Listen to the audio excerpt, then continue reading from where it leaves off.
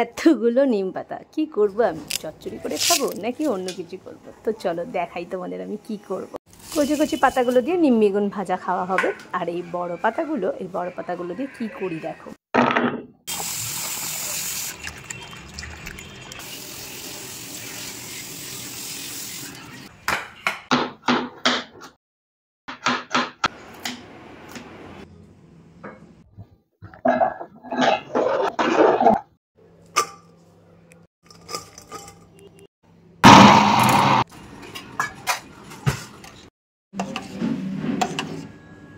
হ্যাঁ, এবার হয়তো তোমরা অনেকটা ধারণা করেই ফেলেছো যে আমি কি করতে চলেছি। আমি এখন কাঁচা হলুদ আর এই নিম পাতার মিশ্রণটা দিয়ে বড়ি দিয়ে নেব। ছোটোবেলা থেকে এই শুনেই বড় হয়েছি যে গরমকালে টক তেতো এগুলো খেতে হয়, কিন্তু আমি আমার ছেলেদেরকে মোটেও তেতো খাওয়াতে পারি না।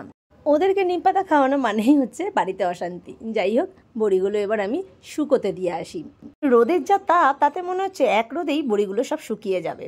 দেখেছো, শুকিয়ে পুরো খটখটে হয়ে গেছে। এই প্রসেসটা অ্যাপ্লাই করে আমি সাপও মারলাম, কিন্তু লাঠিও ভাঙলাম না। ব্যাস, এখন এই কৌটোটার মধ্যে ভরে রেখে দিলাম। ট্যাবলেটের মতো করে রোজ 2টো করে এবার আমি আমার ছেলেদের খাওয়াতে পারবো। ভিডিওটা তোমাদের কেমন লাগলো? তোমরা চাইলে ট্রাই করতে পারো।